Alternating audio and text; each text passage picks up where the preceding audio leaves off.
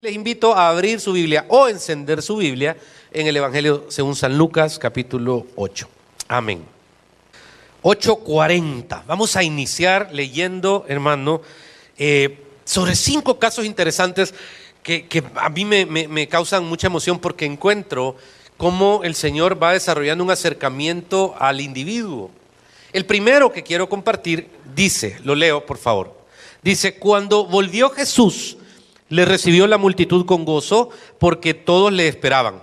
Entonces vino un varón llamado Jairo, que era principal de la sinagoga, y postrándose a los pies de Jesús le rogaba que entrase en su casa, porque tenía una hija única, como de 12 años, que se estaba muriendo. Y mientras iba, la multitud le oprimía. Pero una mujer que padecía de flujo de sangre desde hacía 12 años y había gastado en médicos todo cuanto tenía y por ningún motivo había podido ser curada, se le acercó por detrás y tocó el borde de su manto. Al instante se detuvo el flujo de sangre. Padre, háblenos, enséñanos lo que tenga para nosotros en el nombre de Jesús. Amén. Creo que el problema más grande es de un individuo que tiene a Cristo en el corazón, es, hermano Herbert, acostumbrarse al problema. ¿Cómo así, Brian? El individuo tiene que saber cuál es la palabra de Dios sobre su vida, los propósitos de Dios sobre su vida, y es imperativo que por ningún punto de vista se acostumbre, se acomode o simplemente se relaje en medio de una situación difícil, pensando que esa es la voluntad de Dios para su vida. Y aquí es donde quiero sustentar esto inicialmente, porque, hermano, el primer caso que quiero que veamos en esta mañana es el de una mujer que no solo había gastado lo que tenía, sino que había dedicado 12 largos años en un proceso que no había terminado. Siempre lo digo, creo que hay veces cuando alguien me dice se quiere retirar de las cosas de Dios, probablemente le digo, quizás estás a un mes, a una semana, a un domingo de recibir aquello que estás esperando en tu corazón. Y uno tiene que ser bien cuidadoso con eso. 12 años, hermano, enfermo. Y quiero aclarar un punto, porque, hermana Ilcia, en la perspectiva de lo que significa esta enfermedad, no puede tener acceso a las cosas espirituales. ¿Cómo así, pastor? Dice la ley de Moisés que ninguna mujer con flujo de sangre puede acercarse ni a un templo, ni a una sinagoga, ni a un rabino, ni a un levita, ni a nadie que camine en el establishment de las cosas espirituales. Póngale atención a este principio. Entonces de repente usted encuentra en esta mujer alguien que se siente rechazada por la religión, que no se siente plena. Y de repente, hermano, encontramos que hay una oportunidad, una. Dice el texto que Jesús iba pasando. Quiero dar algunos hechos. Número 1, Jesús no iba tras la mujer.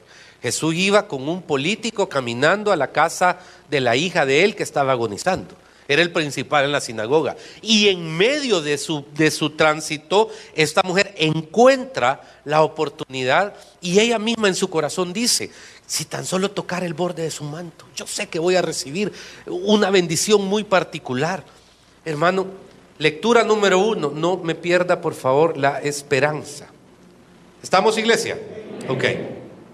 Desde que usted amanece, la vida le quiere quitar la esperanza. David lo decía.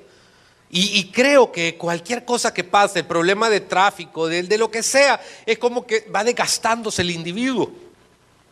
Hora tras hora, momento tras momento, tiempo tras tiempo. Y cualquiera diría, bueno, quizás es la voluntad de Dios que yo me resigne a vivir así. Y la respuesta es, no es la voluntad de Dios. No es la voluntad de Dios. La voluntad de Dios es buena, es agradable y es perfecta. Y dice que esta mujer, aparte de que había gastado todo el pisto, aparte de que estaba rechazada totalmente por el establishment, hermano, curiosamente ve a Jesús como su oportunidad de respuesta. Y creo, mi estimada iglesia, que al encontrarse con esta mujer y su oportunidad de respuesta, entonces la toma. Vea el texto. Entonces Jesús le dijo: ¿quién es el que me ha tocado? Y negándolo todo, dijo Pedro y los que estaban: maestro, la multitud te aprieta y oprime, y tú dices: ¿quién es el que me ha tocado? Pero Jesús dijo: alguien me ha tocado, porque yo he conocido que ha salido poder de mí. ¿Se acuerda que hace un minuto, hermano Carlos Pleite, yo le dije de todo corazón que tomáramos un momento para orar, que tomáramos un momento para clamar, que nos pusiéramos de rodillas? Eso no es cumpliendo un formalismo, sino que aquí había una presencia de Dios bien importante. La presencia de Dios se mide de tres maneras. La primera, la que siempre está, porque Jesús está en su corazón. Y eso es físicamente, Jesucristo habita en el corazón. La segunda, hermano, es obviamente en la voluntad de Él hacia cosas manifiestas, pero en distintas ocasiones. Podemos experimentar una atmósfera en un lugar donde el espíritu de adoración, donde lo que se está derramando de cada uno de nosotros pueda generar como que hubiera una apertura del cielo sobre la iglesia, una manifestación bien bonita. Yo entré ahí hace un ratito, estaba saludando a unos señores misioneros que tienen una actividad. Y cuando entré realmente dije, qué agradable lo que aquí se siente, qué agradable. Había una presencia de Dios bien especial. Y entonces, cuando yo les digo doblemos rodilla o hagamos esto, no son ejercicios, hermano, párese, siéntese, arrodíllese, párese, siéntese, arrodíllese. No, es una manera de decirte, Alá, toca el borde del manto del Señor, porque el Señor sí sabe qué cosas tenés necesidad. El Señor sí sabe cuáles son los anhelos de nuestro corazón. El Señor sí sabe cuáles son nuestras luchas. Y no podemos perder la oportunidad solo de verlo pasar e ignorarlo. Hermano, tenemos que meternos con Él. Tenemos que buscarle de todo corazón. A la gente que yo la veo allá afuera que sin querer entrar, yo digo, entren. Y no porque me interesa ver silla llena, hermano. Me interesa que quien venga a esta iglesia le saque todo el provecho a esa hora 45 minutos de estar en la iglesia, buscando de Dios, limpiando su corazón, restaurando su vida y tratando de caminar mejor. ¿Estamos aquí, iglesia? Y luego, cuando esta mujer toca el borde del manto, vea qué interesante, porque obviamente un segundo fue suficiente para sanar, un segundo fue suficiente para 12 años, pero estando con el correcto, que es Cristo Jesús. Entonces dice que cuando la mujer vio que no había quedado oculta, vino temblando y postrándose a sus pies y le declaró delante de todo el pueblo por qué causa le había tocado y cómo al instante había sido sanada. Y él le dijo, hija, tu fe te ha salvado, ve en paz. Vea la respuesta del Señor. Jesús no es un hombre de muchas palabras, Carlos. Jesús es un hombre que cuando usted interactúa con Él en la Biblia, usted se da cuenta de que Él era más de sí, no, blanco, negro. Póngame atención. Pero, ¿por qué le habla no de sanidad? Casi ignoró la sanidad. Prácticamente la ignoró. Porque cuando le dice, sí, Señor, fíjate, ya te cuento la historia, que yo estaba en esta enfermedad, bla. La respuesta de Dios es, hija, ¿cuál es la respuesta? Léala, ¿qué dice ahí? Léala. ¿Qué dice? ¿Qué tiene que ver eso con sanidad? Nada. Pero nos da una luz de que el Señor está interesado en nuestra alma, de una manera absoluta. Cuando alguien me dice que yo no le intereso, no, le interesas a Dios. Tu fe te ha salvado. Y siguió, porque él siguió con el amigo buscando a Jairo. Ahí iban a la casa de Jairo a sanar a la niña, toda la historia ya se la puede usted. Pero eso estuvo. Tu fe te ha salvado. Le voy a dar otro caso. El poder de la inocencia. Lucas 18. Lucas 18, versículo número 35. Otro milagro de sanidad. Dice que aconteció que acercándose Jesús a Jericó, un ciego estaba sentado junto al camino mendigando. No voy a decir mendigando, se dice mendigando. No voy a decir mendigo, se dice mendigo. Y al oír a la multitud que pasaba, preguntó qué era aquello. Y le dijeron que pasaba Jesús Nazareno. Entonces dio voces diciendo, Jesús, hijo de David, ten misericordia de mí. Póngame atención, por favor. ¿Quién grita Jesús, hijo de David? Un ciego que está junto al... ¿Estamos aquí, iglesia? Ok. Un ciego que está junto al camino. Número 1. Número 2. Este hombre hace una declaración que Jesús en ningún momento, ni a sus discípulos, ni a sus íntimos amigos, ni a nadie le ha revelado su linaje. ¿De dónde saca el ciego? Pregunta de examen de teología. ¿De dónde saca el ciego que Jesús es descendiente de David? Un café con Big Mac al que me lo diga. Ajá. Y sushi del COI. ¿De dónde saca el ciego? No puede salir de la Vox Populi porque muchos se habían proclamado Mesías. Jesús andaba sanando, pero él no había dicho de quién era descendiente. ¿Quién es el descendiente más importante que usted tiene en su familia? Que usted diga, mi bisabuelo era, no sé. ¿Quién es el descendiente? Imagínense. Jesús venía de un linaje espectacular. Podía decir que su tatara, abuelo había sido el rey David. ¿Quién es el descendiente quién es el más importante personaje en su sangre? ¿Alguien se atreve a decirme? Ok, ¿de dónde saca este hombre que Jesús es hijo de David? ¿Por qué no lo había dicho Pedro? ¿Por qué no lo había dicho Marco? Lucas? ¿Por qué nadie lo había dicho? Juan. Porque Jesús no se lo había revelado a nadie.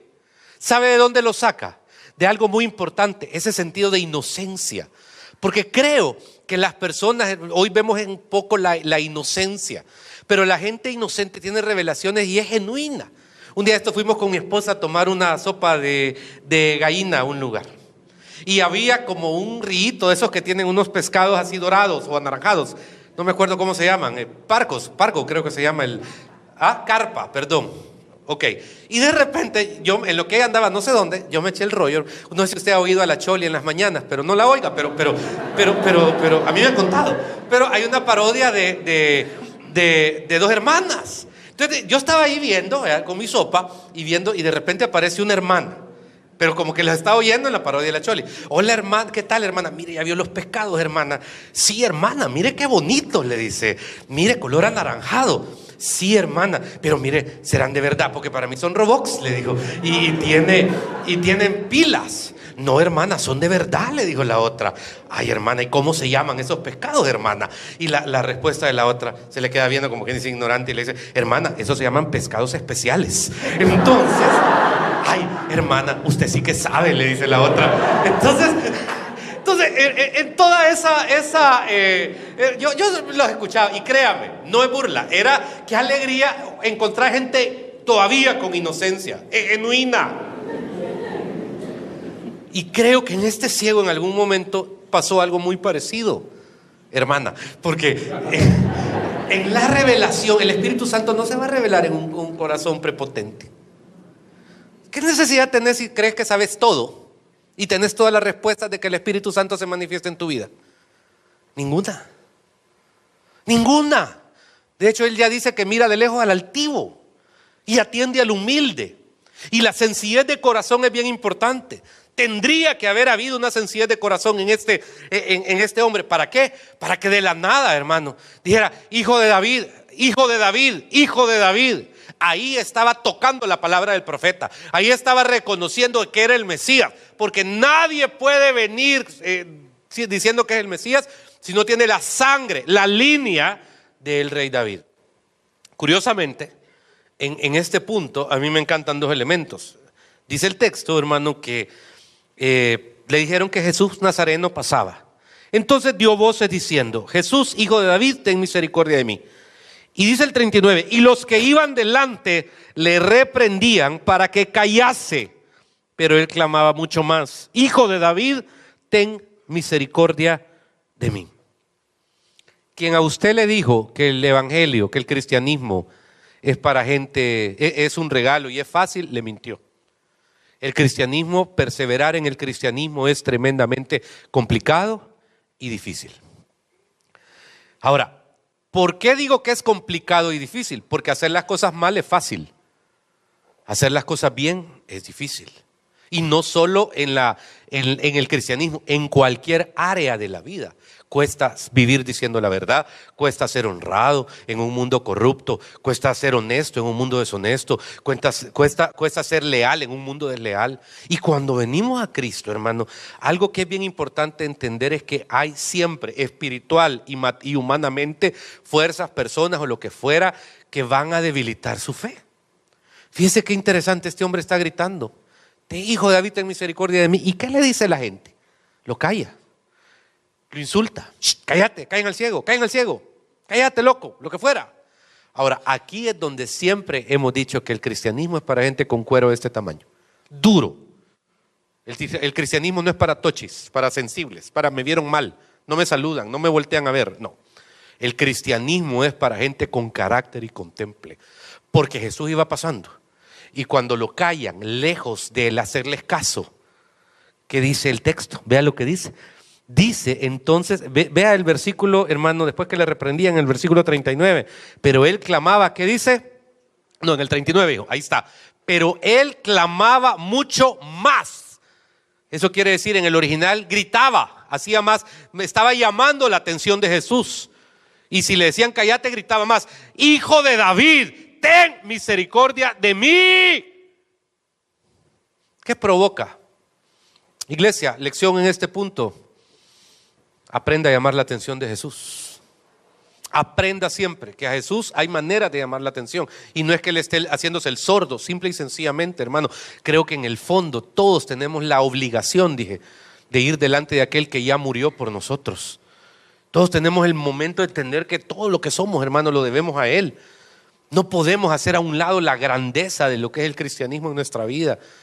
No tenemos la opción de elegir. ¿Por qué? Porque con Cristo estamos juntamente crucificados y ya no vivo yo, más Cristo vive en mí. Y lo que ahora vivo en la fe del Hijo de Dios, ahora vivo en la carne, lo vivo en la fe del Hijo de Dios, dice el texto, el cual me amó y se entregó a sí mismo por mí. Entonces este hombre vuelve a gritar de alaridos y vea lo que pasa en la escena. Porque Jesús entonces, 40, poderosísimo versículo, deteniéndose, mandó traerle a su presencia. El ciego lo llaman a la presencia del Señor. Cuando usted, hermano, está en la oración en su iglesia, cuando usted tiene esos tiempos devocionales, esa palabra, que Dios te llame a su presencia, que Dios te diga, Heriberto, las puertas de mi altar están abiertos, vení delante de mí, es clave, es importantísimo. No dejar de venir delante de la presencia de Dios. Y otra vez encontramos al Jesús que no habla mucho. Porque mire, versículo 41. ¿Qué quieres que te haga? No hay un saludo. Hola, mucho gusto, Aida, soy Juan Carlos. No.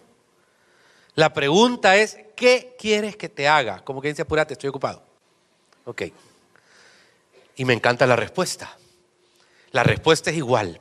Es que fíjese que iba yo por la calle. No. Pregunta directa. Respuesta directa. Aprenda a hablar claro con el Señor. Tengo mis observaciones sobre ciertos movimientos de oración o proféticos que se vuelven demasiado místicos.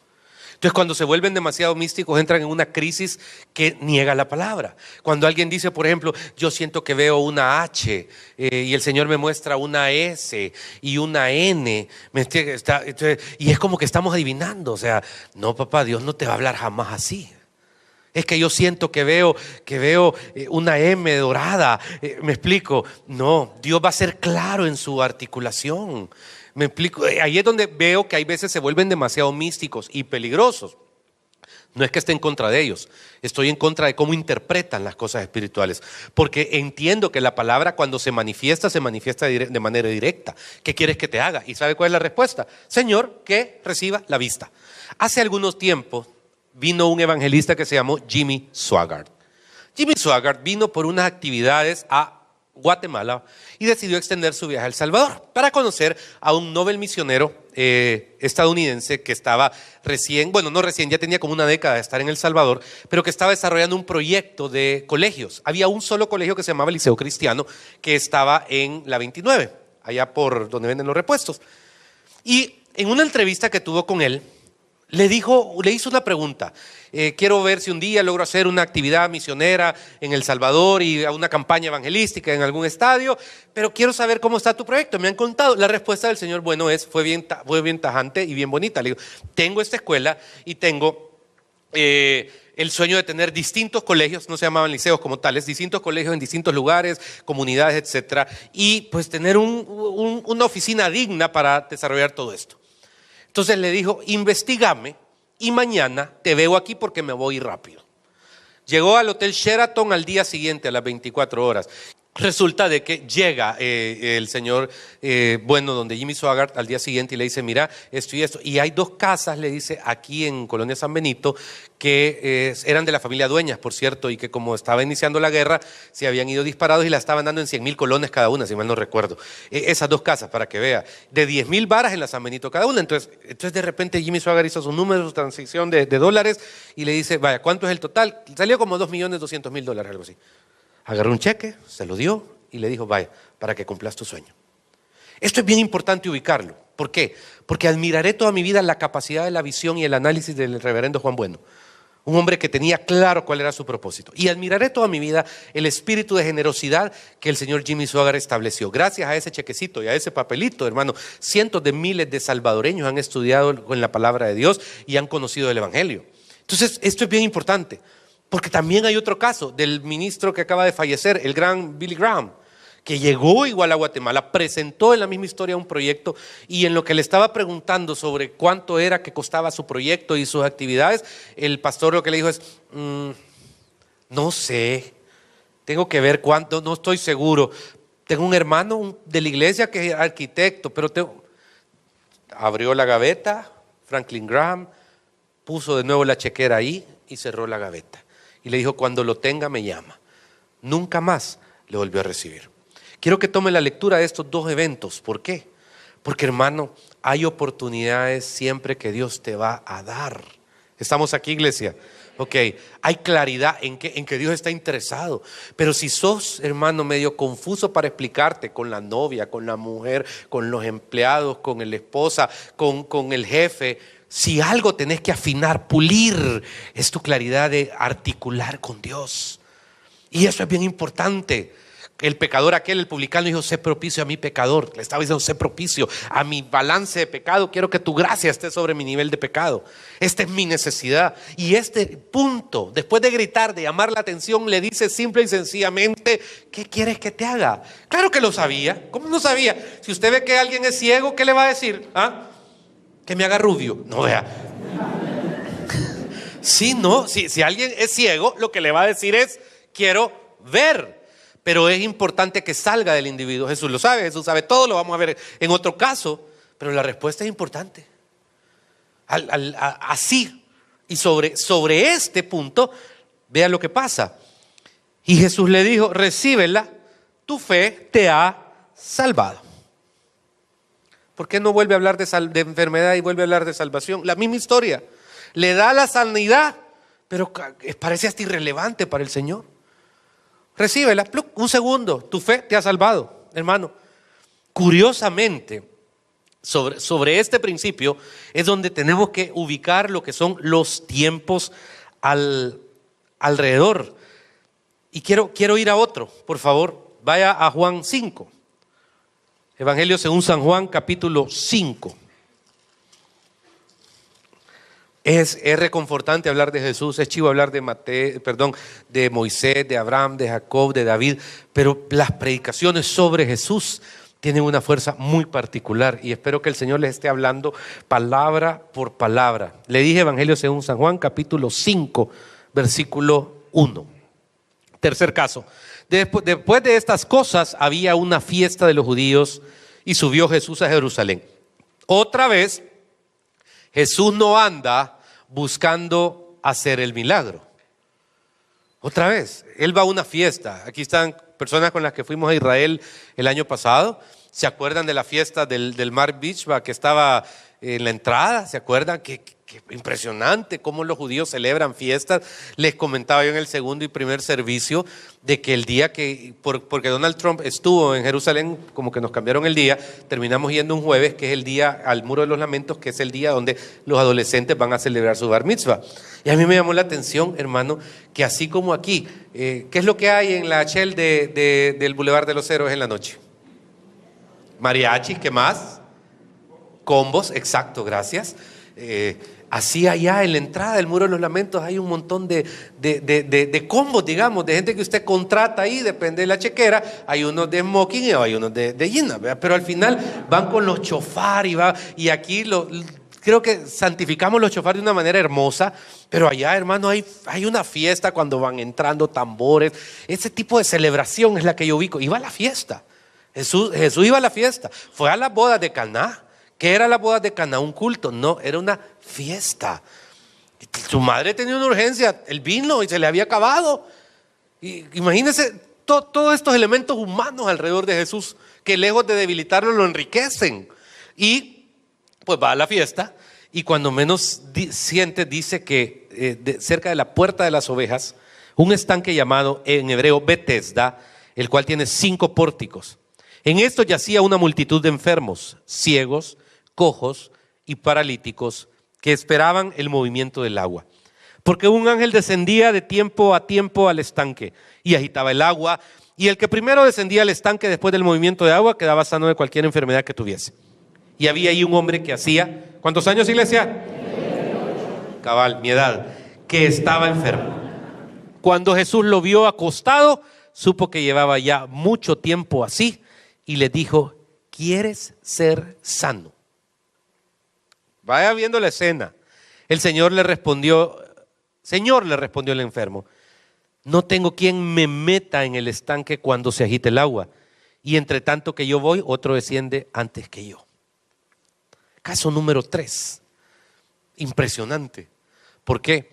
Porque otra vez vemos cómo el Señor se antepone a una situación, y hoy de él sale directo: ¿quieres ser sano? Me encanta la respuesta. Este sí se está justificando. Este está diciendo: mira, este es el problema. Pero otra vez veo a Jesús que no le da importancia al problema. La importancia al problema se la damos nosotros. Jesús no le da importancia al problema, porque ¿qué problema es problema para Jesús? Dígame. ¿Qué problema es problema para Jesús? Ninguno. Entonces yo creo que nos queda bien. Y como que cuando vemos a un niño de 5 años haciendo berrinche, así de alguna u otra manera creo que se nos queda viendo. Porque tu gran problema, para Jesús, nada que ver. Sobre cualquier cosa. Entonces, hermano, vea el desarrollo. Dice: Jesús le dijo, versículo 8, levántate, toma tu lecho, y ¿qué dice? Y anda. Y al instante aquel hombre fue sanado y tomó su lecho y andó. Me imagino la escena. El lecho quizá era como, bueno, yo les decía tijeras a las camas de antaño, ¿verdad? Aquellas que se doblaban así. Yo sé que ustedes son de Simmons, no saben qué es eso, pero el catre, vaya. Me imagino la escena, el tipo, hermano, ahí platicando con Jesús paralítico. Me imagino la toma, y de repente le dice a Jesús: levántate, anda. O sea, una sola palabra de Jesús hizo, hermano, que todo cobrara, después de 38 años, sentido. Una sola palabra de Jesús. Y me imagino la escena: levántate, se levanta, agarra el catre y ahí va. ¿Te puedes imaginar lo impresionante que es eso? Lo glorioso que es, hermano. Sentir que después de 38 años de una atadura, de una tortura, soy libre. Eso es maravilloso. De eso se trata el Jesús al que les predico. De eso se trata el Jesús que tienen en sus corazones. De eso se trata vivir en el cristianismo. Hermano, tomar esa decisión. Y otra vez, vea lo que dice. Era día de reposo aquel día. Entonces los judíos dijeron: vea que aquel que había sido sanado en el día de reposo. De alguna u otra manera la lectura es esta: a pesar de la buena voluntad de Dios en tu vida, tenés que estar al tanto que habrán detractores sobre lo que Dios haga en tu vida. Pero no les des la importancia. No tienes que darle importancia en absoluto a aquellos que difieran contra la voluntad de Dios en tu vida. Dice un texto: aderezas mesa en presencia de mí, delante de mis angustiadores. Claro. Y eso es interesante, porque hay gente que no entiende, hermano. No entiende cómo estás bien. Nunca va a ser feliz con tu bien. Y perdoná. Tenés que llegar al punto en que te valga, vaya.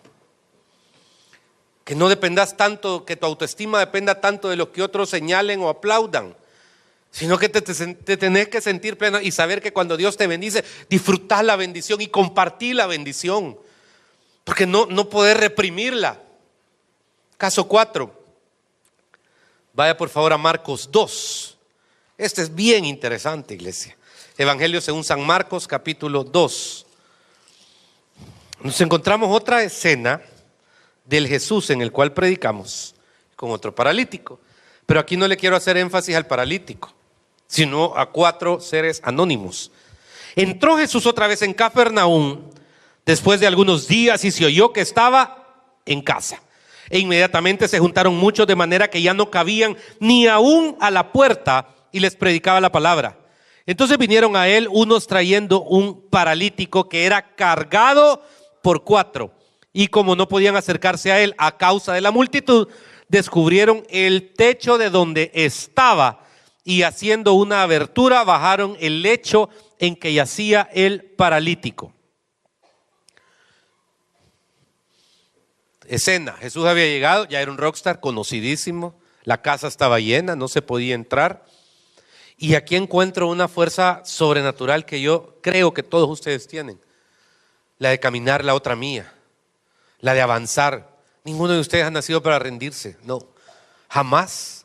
Ninguno de ustedes ha nacido para vivirse o sentirse derrotado, conformarse a las miserias que puede dar el enemigo cuando Dios ofrece cosas diferentes. Ninguno de ustedes ha nacido para vivir atados al pecado y consumidos y destruidos emocionalmente. Ustedes están aquí para tener vida y tenerla en abundancia, de acuerdo a la palabra de Dios.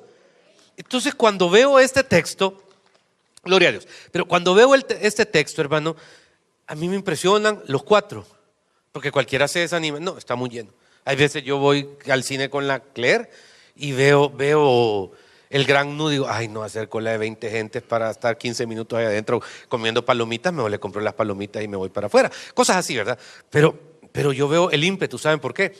Porque significaba algo para su amigo. Y se imaginan lo que es el esfuerzo físico de subir a un paralítico amarrado en camilla por un techo. Se imaginan lo que es el esfuerzo y vaya, jalalo, se cae, no, se levanta. Subirlo, arruinarle la duralita a alguien, hermano, porque le fregaron el techo. Si le abrieron un hoyo, pues. Si esto no es poético, cuando menos siente, le están rajando el techo y se imagina la escena del dueño de la casa, crac, crac. Está temblando, no, está cayendo, ¿cómo se llama? El polvillo que cae de eso, ¿verdad? No, y cuando de repente ven la luz, y esta como que es la que le ponen al pollo real, me siento yo hay veces aquí. Pero perdón, se me salió. Divina la luz, bárbara. Entonces, hermano, se imagina la escena y ¡pluc! Abren y ven la luz ahí arriba y van viendo que van bajando del techo a una camilla con un tipo amarrado. Creo que se paralizó el gran mensaje espiritual que está dando el Señor. Y al paralizarse, hermano, vea qué curioso, al ver Jesús la fe de ellos, dijo al paralítico, hijo, tus pecados te son perdonados. Otra vez le está hablando de salvación. ¿Y sabe qué? En este momento no ha sido sanado. Y cualquiera que sea paralítico y aparece alguien y le dice, tus pecados te son perdonados, cualquiera, a mí qué me importa mis pecados, a mí me importa ser sano. ¿Sabes por qué? Primero habla de los pecados y de salvación, porque tenés que creer primero.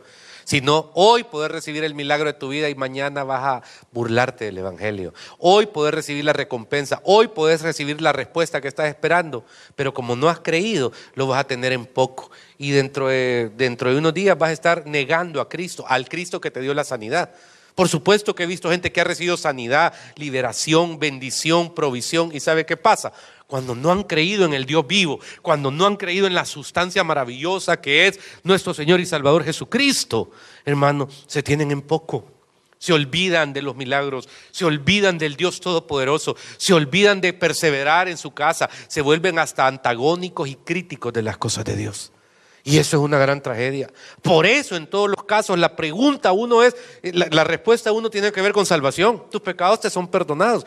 Pero ¿qué vio Jesús? La fe de ellos. Hermano, esa es la fe que tenemos que tener.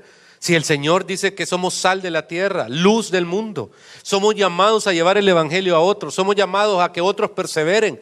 ¿Cuántos espacios hay en tu carro? 5, ¿por qué solo vienen 3? hay 2 personas que pudieran venir en ese carro y pudieras traer a la casa de Dios. Porque cualquiera de estos 4, al ver este relajo, dice: no, papá, no te preocupes, ahí después hablamos, ahí después te llevamos, ahí otro día. No, ellos son los que insistieron, ellos son los que se arriesgaron, ellos son los que hicieron las cosas. ¿Para qué? Para que el amigo que ellos querían, creo que era el amigo, no lo sé, fuera salvo. Para que el amigo que ellos tenían y lo veían sufrir desde hace mucho, recibiera la sanidad. Y sobre eso, hermano, vea lo que pasa, porque le dice que sus pecados le son perdonados, chivo. Pero luego, 6, estaban ahí sentados algunos de los escribas, los cuales cavilaban en sus corazones: ¿por qué habla este así? Blasfemia dice. ¿Quién puede perdonar pecados sino solo Dios? Mucho cuidado, porque Jesús es Dios y usted y yo lo tenemos que tener claro. Por cultura general, aprenda de las religiones que quiera. Por cultura general, conozca lo que tenga que conocer. Pero jamás se debe de mover de su corazón el precepto único y perfecto de que Jesús es Dios. Jamás. Y entonces, Jesús tenía una manera muy interesante de lidiar con los fariseos, con los religiosos. Allá en Santana le decían tirar chinitas, pero también cáscaras de guineo, no sé cómo le dicen en otro lado. Esa sensación de que se deslizaran, ¡plac!, en algún momento. Y es maravilloso porque Jesús estaba leyendo los corazones de ellos. Entonces les contesta, ¿con qué dirección y cinismo? Mira, interesante. Y conociendo Jesús en su espíritu que cavilaban de esta manera dentro de sí mismos, les dijo: ¿por qué caviláis así en vuestros corazones? ¿Qué es más fácil? ¿Decir al paralítico: tus pecados te son perdonados?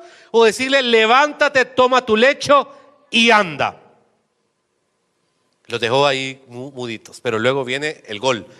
Tipo Cristiano Ronaldo, así, directo. Messi, pues, para que no se enojen. Vaya. Bueno, ninguno de los dos se compara al Rey de Reyes, solo lo aclaro en el sentido de que en el momento exacto iba. Pero vea lo que dice, hermano. Versículo número 10. Pues para que sepáis que el Hijo del Hombre tiene potestad en la tierra para perdonar pecados, dijo al paralítico: a ti te digo, levántate, toma tu lecho y vete a tu casa. Entonces él se levantó enseguida, tomando su lecho, salió delante de todos, de manera que todos se asombraron y glorificaron a Dios, diciendo: nunca hemos visto tal cosa. ¿Quién dice gloria a Dios, iglesia? Gloria a Dios. ¿Quién se siente bendecido de ver esta perfecta narrativa espiritual del Creador, nuestro Señor Jesucristo, sobre la vida de personas igual de necesitadas que nosotros? Yo digo gloria a Dios. Yo me gozo de ver esto, hermano, porque la Biblia dice que en parte conocemos y en parte profetizamos. Y aunque estamos hablando de gente ciega o paralítica de física, yo estoy seguro que dentro de este grupo de personas hermosos también hay unos que luchamos con parálisis del alma, con ceguera espiritual alrededor de muchas cosas, y que necesitamos ser profundamente libres de todas aquellas cosas que en algún momento pudieran afectarnos. Creo de manera importante que tengamos claro de qué se trata esto. Y finalmente quiero invitarle que por favor vaya a Juan 7, porque el último caso que quiero tocar en esta mañana, hermano, que no tiene que ver con enfermedad, es el de la mujer adúltera. Dice el versículo 7:53, cada uno se fue a su casa.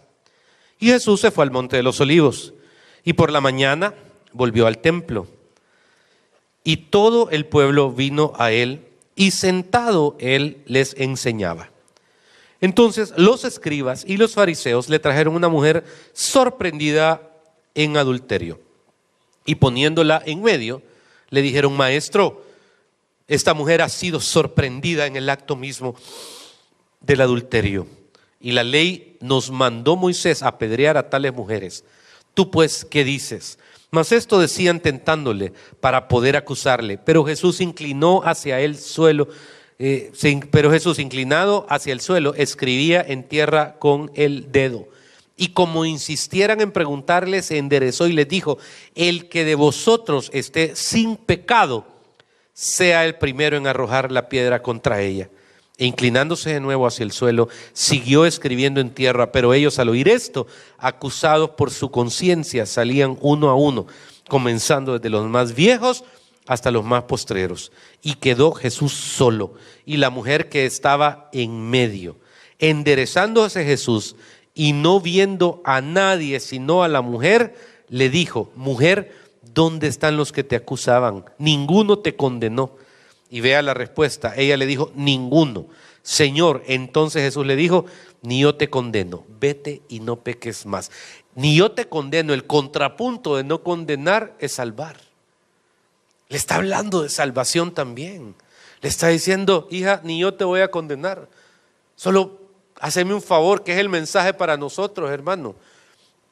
Tenemos a Cristo en tu corazón, en nuestro corazón. ¿Qué necesidad tenemos de andarnos embarrando en una serie de pecados? ¿Qué necesidad tenemos, hermano, de vivir sufriendo? Ahí sí tiene razón esa iglesia que dice: pare de sufrir, porque la paga del pecado es muerte y la consecuencia del pecado siempre es sufrimiento. Ahí siempre es complicado. Y espiritualmente, cuando uno ve estos casos, dice: Señor, yo quiero entenderte. Háblame directamente, háblame claramente, ministra mi alma. Y solo, hermano, aprenda a interactuar con Dios. La palabra de Dios sí es escrita por hombres, pero inspirada por Dios. Y es más cortante que toda espada de dos filos. Aquí están las respuestas absolutas a todas las necesidades del espíritu, del alma y del cuerpo. Aquí están las respuestas contundentes. Aquí está. Y uno, cuando lo tiene, no necesita irlo a buscar a otro lado. En el nombre del Señor, yo creo que el Señor está llevando a esta iglesia a un diferente nivel de su presencia. Se lo digo con mucho respeto, los precios que se han pagado han sido bien altos. Aquí nada ha salido fiado, aquí nada ha salido gratis, hermano. Aquí se ha llorado, las lágrimas son de gruesas, chipustudas, diría yo. Aquí he visto procesos de gente perseverar y salir adelante, confiar y esperar y ver respuestas. Aquí he visto personas sanar, hermano, y venir con dolor de cáncer y sentarse en primera y segunda fila, y no importa, y estar oyendo testimonios de que otros sanan y estar gimiendo de dolor, pero estar en la casa de Dios. Aquí he visto personas pasar procesos, hermano, distintos, pero los he visto alcanzar la victoria en su momento. Y yo quiero de todo corazón decirle que la palabra del Señor en esta mañana es para que usted avance en el nombre del Señor, que no está solo, que no está sola, que hay un Dios todopoderoso que le está hablando y le está diciendo lo importante que es usted, en el nombre del Señor. El mensaje que recién escuchas estaría incompleto si no te tomaras unos minutos para recibir a Jesucristo como tu único y suficiente Salvador personal. Es la decisión más importante que un ser humano puede hacer. Y te invito a que lo hagas en esta hora, diciéndole al Señor: hoy, Señor Jesucristo, te recibo como mi único y suficiente Salvador personal. Te pido vivir en tus planes y tus propósitos. Reconozco la cruz como el lugar donde alcanzo perdón de pecados, salvación y vida eterna. Y te pido vivir conforme a tus planes y tus propósitos. En Jesucristo mi Señor. Amén. Es un tiempo hermoso. Y si quieres conocer más del Señor, te invito a que te acerques a nuestra iglesia. Nos reunimos en el Hotel Barceló de la ciudad de San Salvador los días domingo a las 7:30, 9 y 11 a.m.